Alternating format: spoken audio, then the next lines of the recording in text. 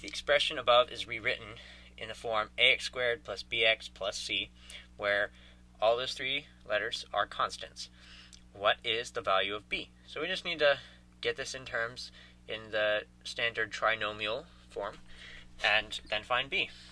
The first thing we have to do is probably distribute that. So let's do negative 3x squared. We'll write all this out so that we can see it and manipulate it on our little paper here.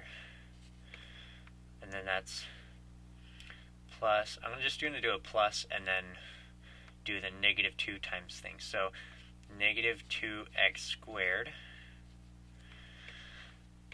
and then negative 2 times negative 2x would be plus 4x, and then negative 2 times negative 1 is positive 2.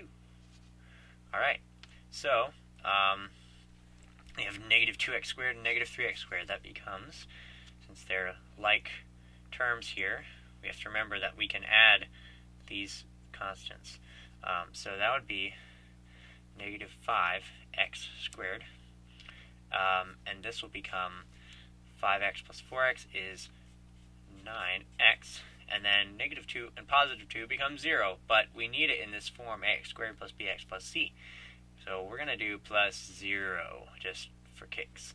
And we want to find the value of b, so ax squared plus bx. So 9 is our answer. Alright, moving right along. So, in a circle with center O, best thing for these problems, when it says in a circle or in a shape or anything, you always want to do a diagram, because that will help you think logically about this problem, So, circle center O, central angle AOB has a measure of 5 pi fourths radians. So there's this central angle that missed the center entirely, but it's okay. It's okay. AOB, and it has a measure of 5 pi fourths, and the area of the sector formed by the central angle, the area of this sector is what fraction of the area of the circle. So if we're talking in terms of radians, then we know that a whole circle is 2 pi radians, where it's just the value is 2 pi. And this is like 5 pi over 4. So all we need to do, what fraction of the area of the circle is it? So fractions, 5 pi fourths divided by 2 pi. And now, I'm going to make this a little easier for us. So when you divide something that's already divided, again, you can multiply this number by that number. So 5 pi divided by 4 times 2 is 8. So that's 8 pi. And look at that, we got a pi on top and pi on bottom. So we cross that out, and 5/8 is our answer. And you would put that in with a 5 and a slash and an 8 in the little bubble in. Alright, let's move on. So, new paper. Start fresh. So, an online store receives customer satisfaction ratings between 0 and 100 inclusive. So that means it can be 0 or 100. In the first 10 ratings the store received, the average of the ratings was 75. What is the least value the store can receive for the 11th rating and still be able to have an average of at least 85 for the first 20 ratings?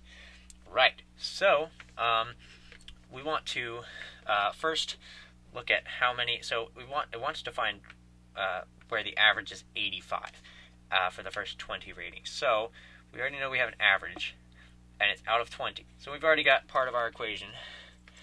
And then for the first 10 ratings, the average was 75. So an interesting thing with averages is that you don't have to do 75 plus 75 plus 75. You can just do 75 times however many there were, because the average of those first 10 is going to be 75. So any values for those first 10 that give you an average of 75 over just those 10 works. But 75 makes the most sense to do, because we don't have time to invent values and figure out what's going to give us the average 75. So we're just going to do 75 times 10. That'll give us the average for that.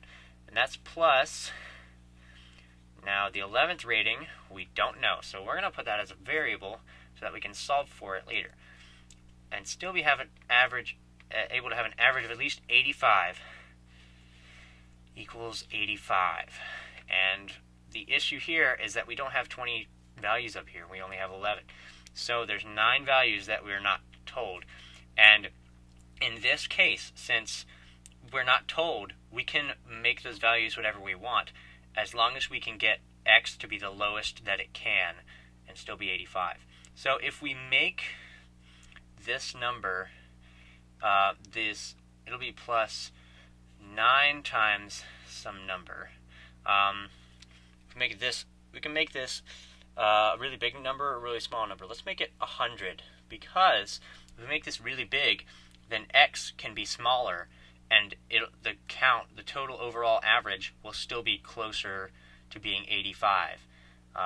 And so x will be able to be lower and lower and lower. Because if this was like 0, then x would have to be really big to make the average 85, because we're dividing it by 20 numbers, and we only have 11 numbers.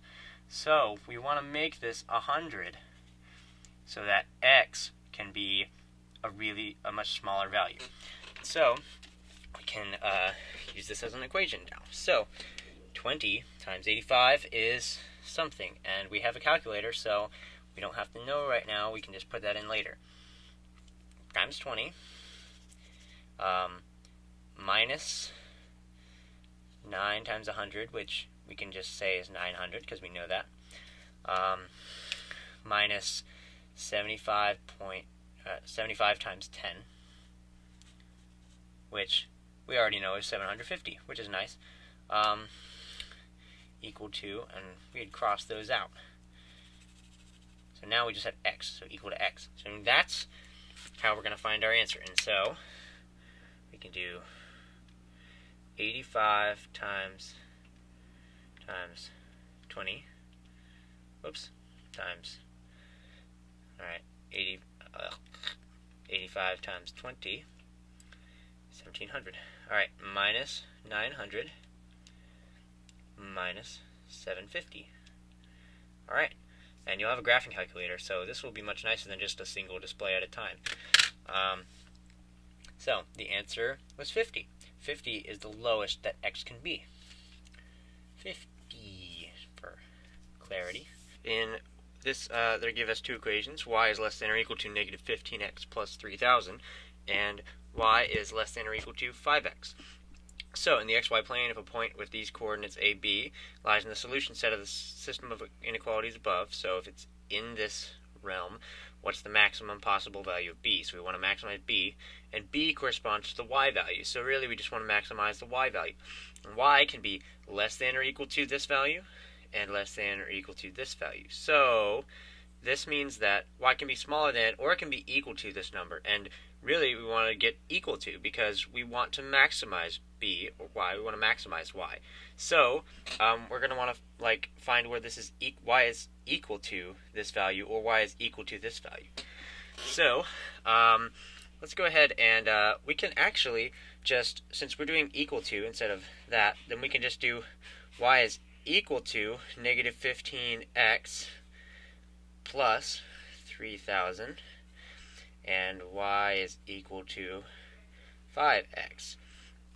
So this will give us the maximized value, whatever number we come up with. And we can just, y can be replaced with y, so we can just set these two things equal to each other. So 5x equals negative 15x plus 3,000.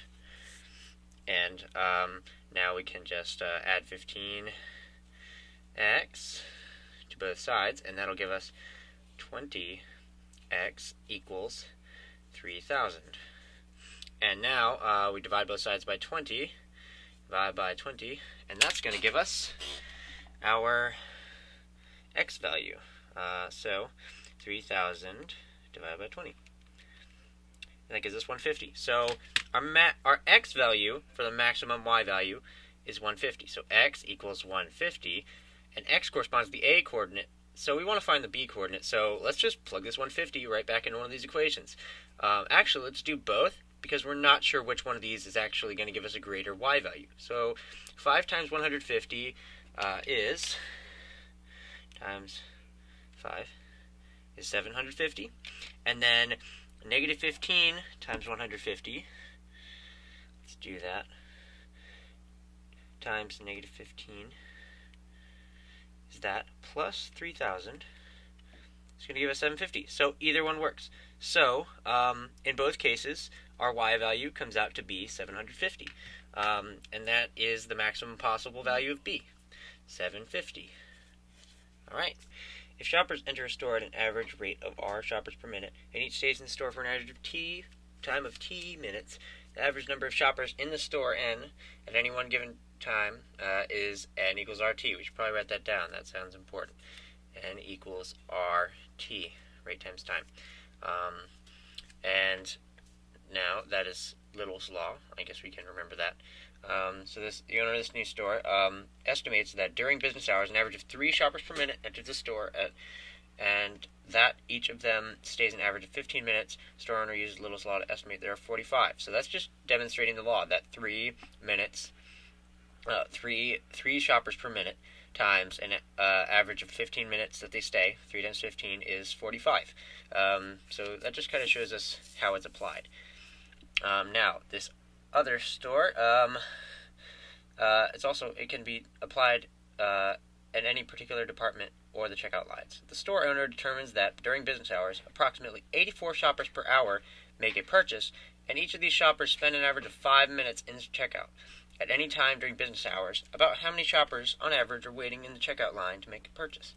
So, we're given the minutes, the average time is 5, and we're given 84 shoppers, but it's not per minute. We should probably have that be the same format, because this was 3 shoppers per minute, and this is an average of 15 minutes. We don't want to do hour and minute. That will not make sense. So, let's convert that. 84... That's 84 per hour. So in a smaller amount of time, in a minute, there's going to be less. So we want to make sure our outcome is less, and that's going to be by dividing 84 by 60. So that's 60 minutes. 1.4. So that is 1.4 per minute times 5 minutes is equal to something. So let's calculate that. That'll be 7. So the answer is 7 for that one. That was pretty easy. Now it says the owner of the Good Deal store opens a new store across town. For the new store, the owner estimates that during the business hours, an average of 90 shoppers per hour enter the store, and each of them stays an average of 12 minutes. The average number of shoppers in the new store at any time is what % less than the average number of shoppers in the original store? So this is kind of a tricky question, because we're led to believe that we're trying to find what percentage this is of that. But when you work it out, this number is actually going to be bigger than that. And we see that this is because this is actually just for those shoppers making a purchase. This is not for how many enter the store. This is the new store, and this is their rate. And this up here we found earlier was 45. And that is the original store's number. So we need to find this one. We can use the same method we used to find that one, because we need to convert hours to minutes. So we do 90 divided by 60 minutes, 1.5, and that's times 12 minutes. And there we get 18.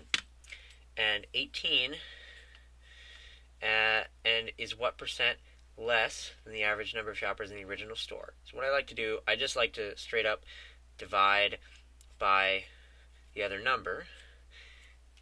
This is only going to give us what percentage this is of the original. It's not going to give what % less. Remember that.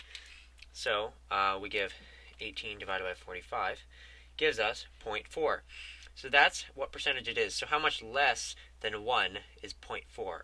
And 1 minus 0.4 is 0.6. I'll demonstrate that real quick, just so you see. That is what % less it is. So 60%, and it does say to ignore the % sign when entering an answer. So your answer you would enter is actually 60, the actual number. Thank you so much for tuning in, and good luck on that SAT.